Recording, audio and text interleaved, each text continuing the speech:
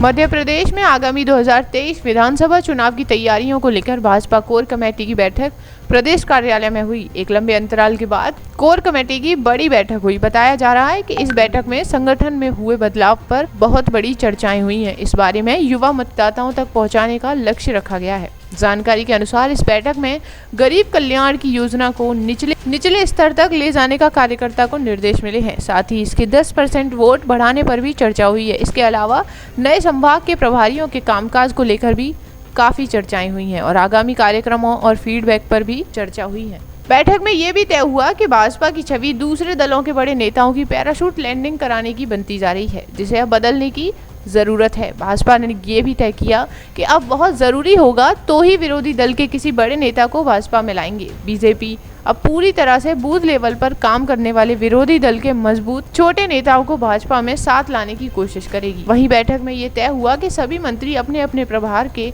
जिलों में अधिक समय बिताएंगे। अपने कार्यकर्ताओं के साथ 2 से 3 बार भोजन भी करेंगे। क्षेत्र के अनुसार क्षेत्र के दौरे करेंगे और बीजेपी संगठन के प्रमुख नेताओं ने सभी मंत्रियों को संकेत दे दिए हैं कि यदि सत्ता रहेगी तो ही वे मंत्री रहेंगे।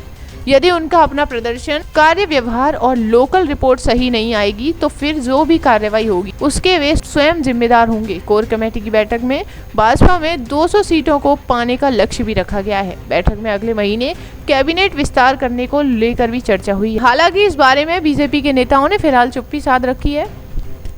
ग्वालियर चंबल संभाग की 34 सीटों पर बीजेपी पूरी ताकत झोंकेगी। 2018 के विधानसभा चुनाव में बीजेपी को सबसे बड़ा नुकसान इन सीटों पर ही हुआ था। सिंधिया गुट के बीजेपी में आ जाने के बाद हुए उपचुनावों में जीत भी बीजेपी को यहीं से नसीब हुई थी। यानी बीजेपी के लिए हर हाल में ग्वालियर चंबल संभाग को सुरक्षित करना होगा, वरना सत्ता हाथ से फिसल सकती है। ये जानते हुए कि बीजेपी संगठन के बड़े नेताओं ने फैसला किया है कि ग्वालियर चंबल संभाग ने केंद्रीय मंत्री ज्योतिरादित्य सिंधिया, केंद्रीय कृषि मंत्री नरेंद्र सिंह तोमर, प्रदेश के गृह मंत्री नरोत्तम मिश्रा और खुद बीजेपी प्रदेश अध्यक्ष वी.डी. शर्मा, ये सभी एक साथ सघन दौरे करेंगे और जनता के बीच संदेश देने की कोशिश भी करेंगे कि बीजेपी में कोई अलग अलग गुट नहीं है और सभी भाजपा झंडे के नीचे एक साथ हैं।